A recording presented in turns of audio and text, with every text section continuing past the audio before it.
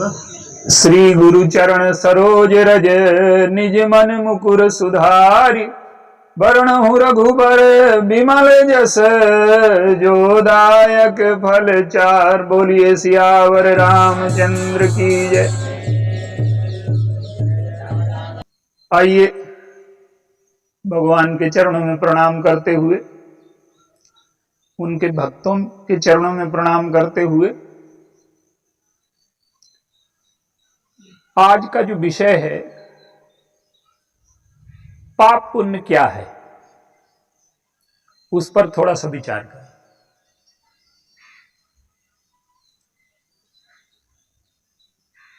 रामचरितमानस में इस विषय में बड़ी गहराई से विचार किया गया है। वैसे बाहर आप देखें, सभी धर्मों में पाप पुण्य की कुछ परिभाषाएं अलग अलग हैं। जैसे ईसाई और मुस्लिम मांस खाने को पाप नहीं मानते, जैन मानते हैं, लेकिन जो मूल चीजें हैं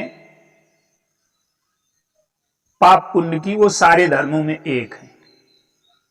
वो नैतिकता की वजह से नहीं है, वो मूल बिंदु सबका एक है।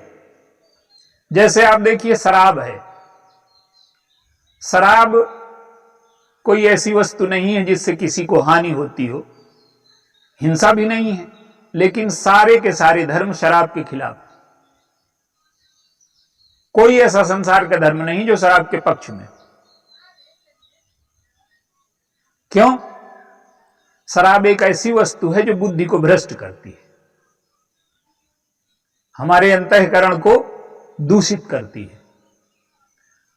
तो मानस में पाप पुण्य की परिभाषा क्या है, इस पर थोड़ा सा विचार करें।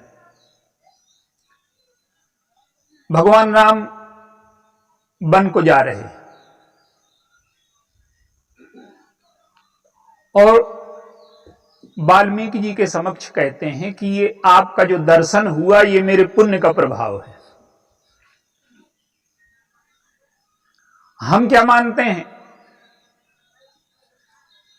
कि जिस व्यक्ति की संपत्ति छिन जाए, पद छिन जाए, वैभव चला जाए, ये पाप का परिणाम है।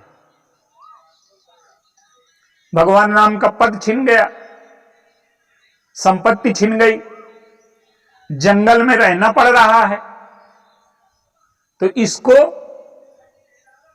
वो कहते हैं कि पुण्य का परिणाम है। और इसके विपरीत देखिए, भरत जी हैं, भरत जी को राज्य मिल गया, सारा वैभव मिल गया, संपत्ति मिल गई, वो कहते हैं कि ये मिल जाना मेरे पाप का परिणाम। तो जो विषयी व्यक्ति की, सांसारिक व्यक्ति की जो परिभाषा है, वो विषयों की उपलब्धि को ही पुण्य मानता है। लेकिन धर्म कहता है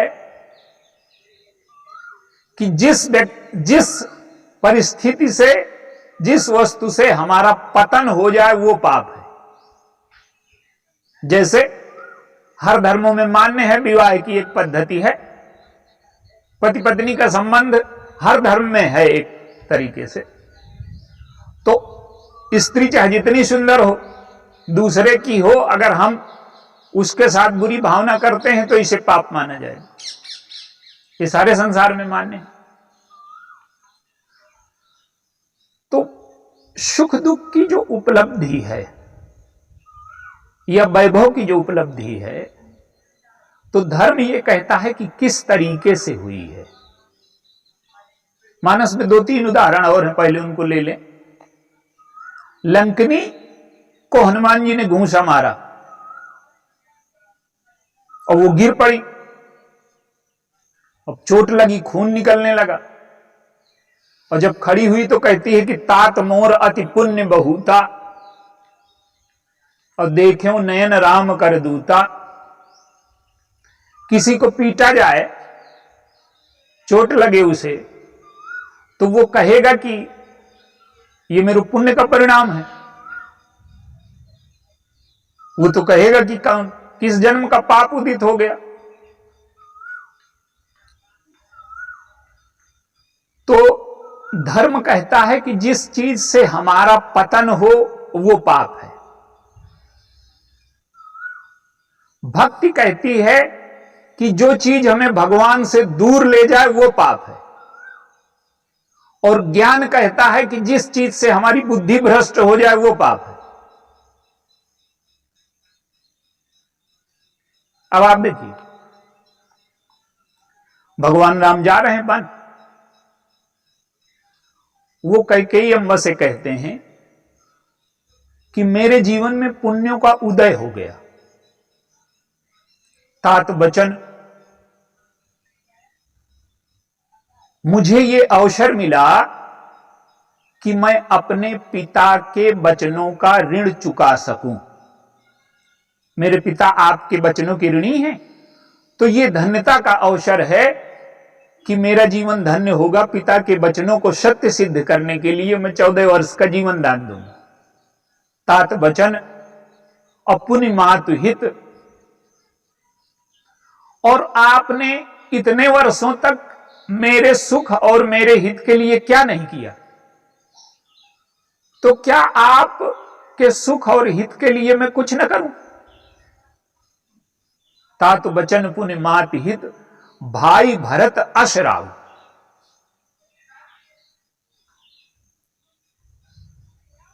भाई भरत जैसा योग्य व्यक्ति राजा बना। और वाल्मीकि जी से कहते हैं कि मुझे आपके दर्शन का सुख मिला, आप जैसे महात्मा का सानिध्य मिला, ये मेरे पुण्य का परिणाम है। सब मम पुण्य प्रभाव। तो भगवान राम इसको कहते हैं कि ये मेरे पुण्य का प्रभाव है। और ज्योतिषी तो कहते हैं कि भगवान राम की कुंडली में मंगल बिगड़ गया, इसलिए उनका वनगमन हुआ। तो माने जीवन में घटनाओं के आधार पर पाप पुण्य का निर्णय नहीं हो सकता। पाप पुण्य का निर्णय होगा कि उसका प्रभाव हमारे अंतःकरण पर क्या पड़ा। लोग बाहरी चीजों को महत्व देते हैं, लेकिन उसका प्रभाव हमारे अंतःकरण पर क्या पड़ा, यह तय करेगा कि वो पाप है कि पुण्य है। तो भगवान राम ने हमें इस सूत्र में एक चीज हमें और बताई कि दुख को सुख में बदलने की प्रक्रिया क्या है। अब भरत जी आए। अब भरत जी बहुत दुखी हैं। क्यों दुखी हैं? वो संत हैं, और संत वो है जो अपने दुख सुख से दुखी नहीं होता। अपने दुख सुख में वो स्थित प्रज्ञ है।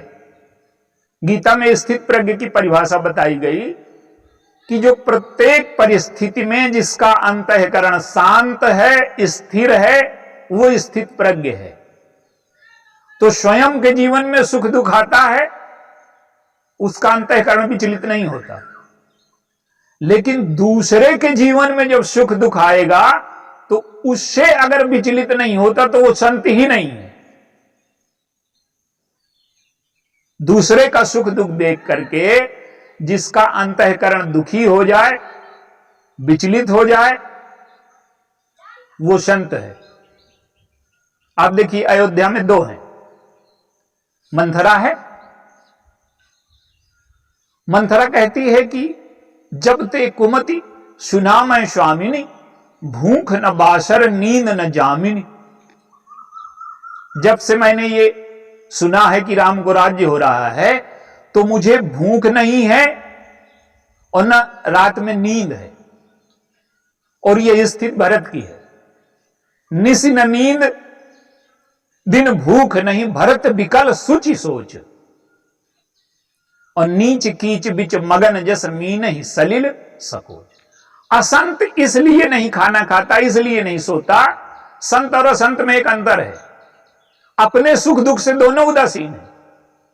असंत भी मक्खी है, घी में पड़ जाएगी, इसलिए कि दूसरों का हित हो जाए। अपना जीवन दान असंत भी दे देता है।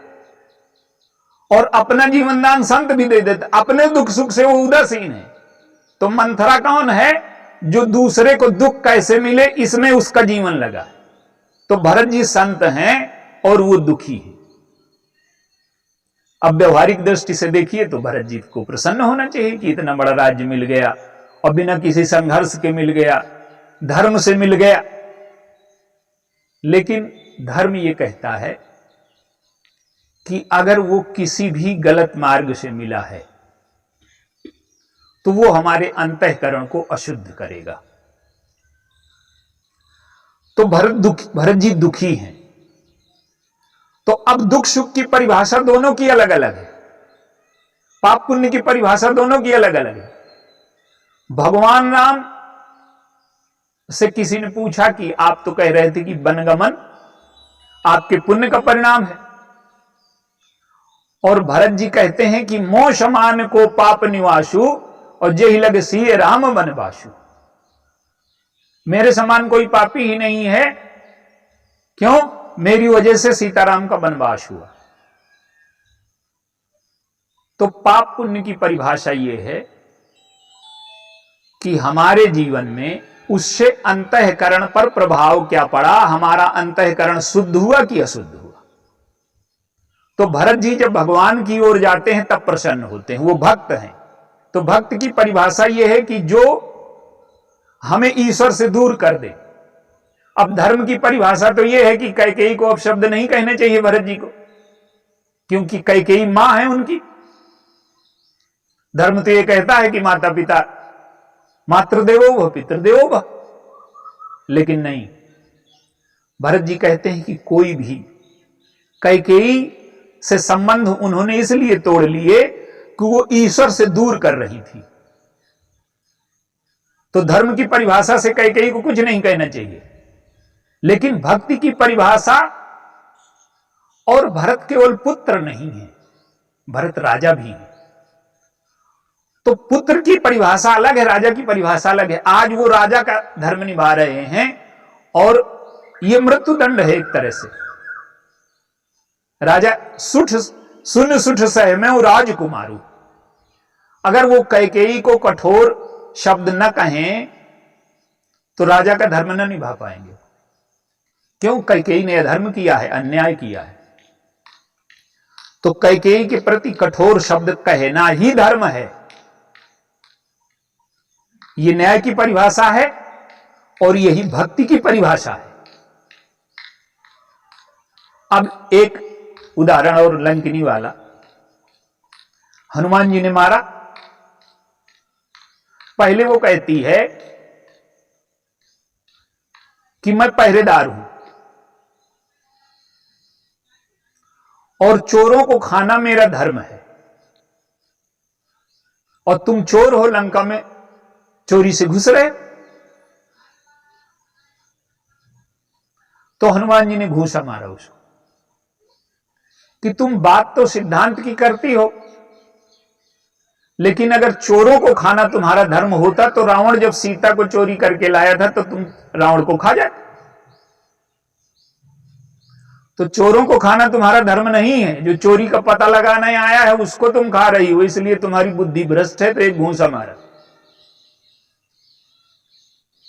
और जब घूंसा मारा तो खून निकल गया।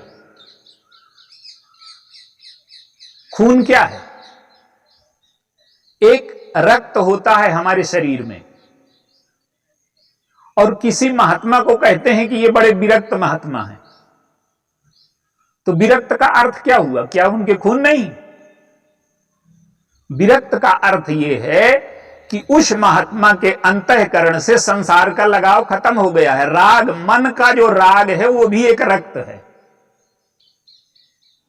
तो जो विरक्त महात्मा है उसका लगाव संसार से खत्म हो गया है, तब उसको कहते हैं कि इसके मन में रक्त नहीं है। तो लंकिनी को घूंसा मारा और लंकिनी गिरी और मुंह से खून निकलने लगा, और फिर उठ करके खड़ी हो गई और हाथ जोड़ करके कहती है कि तात मोर अति पुण्य बहुता और देख्यो नयन राम कर दूता। और प्रविश नगर की जय सब काजा, और हृदय राख कौशलपुर राजा। अब उसकी बुद्धि शुद्ध हो गई, मन का राग कम हो गया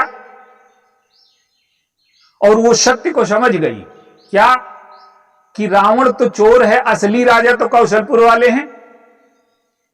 तो वो कहती है कि अभी तक मेरी बुद्धि भ्रष्ट थी, मैं सत्य को न समझ पा रही थी। तो ज्ञान कहता है कि जब आप सत्य का साक्षात्कार कर लें उसे पुण्य कहेंगे। भक्ति कहती है कि जब आप ईश्वर के पास पहुंच जाएं उसे पुण्य कहेंगे।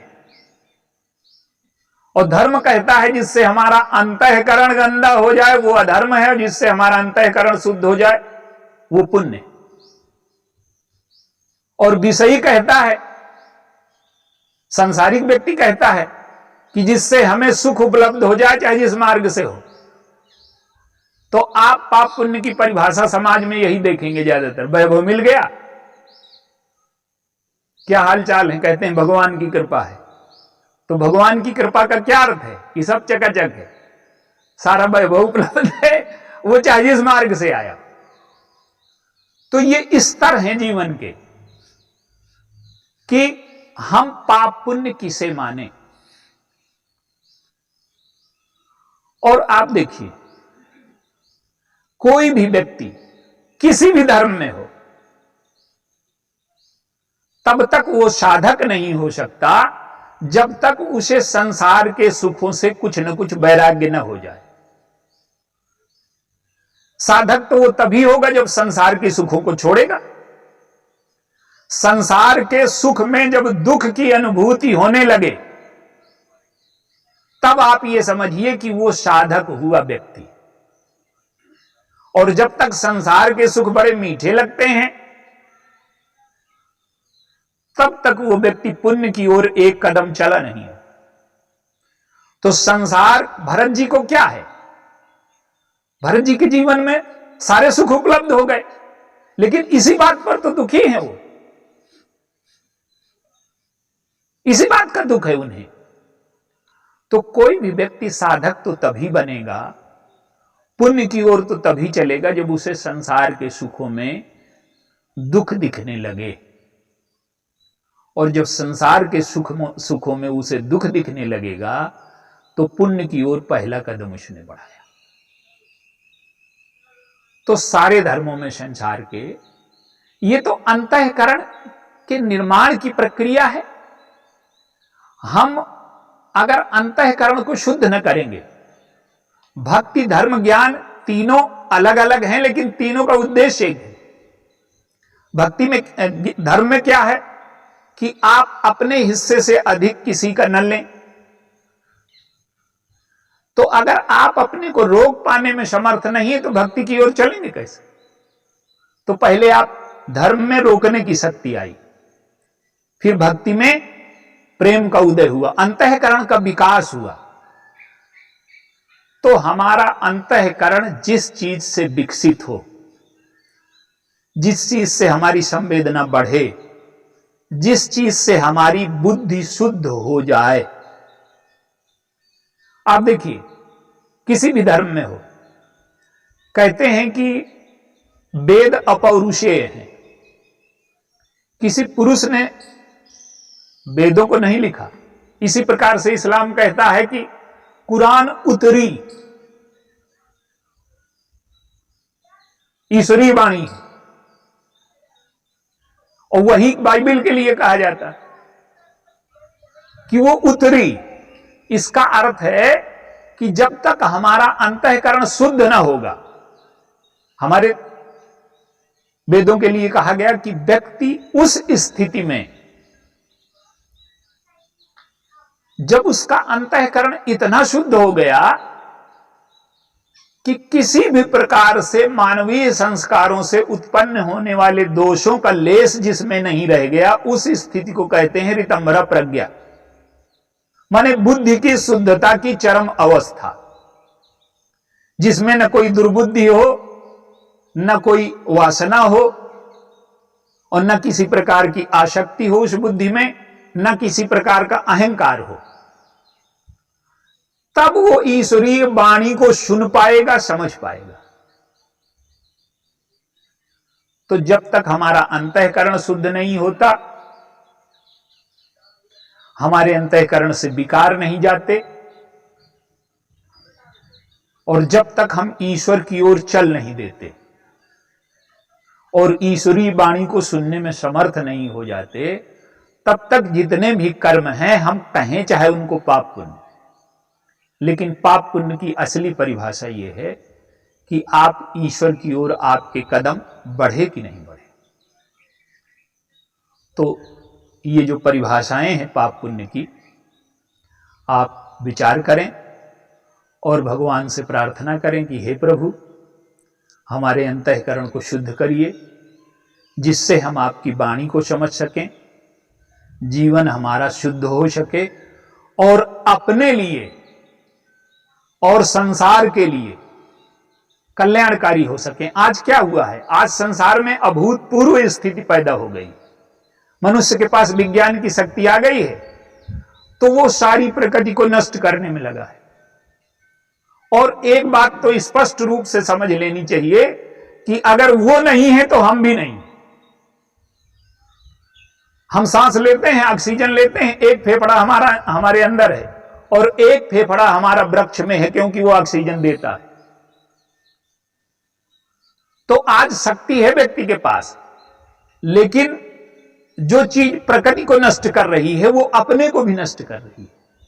तो हमें विचार करना है कि पाप पुण्य, धर्म अधर्म क्या है, और अपने अंतःकरण को शुद्ध करके भगवान का स्मरण करके हम पुण्य के मार्ग पर चलें, धर्म के मार्ग पर चलें, ज्ञान के मार्ग पर चलें। बोलिए सियावर रामचंद्र।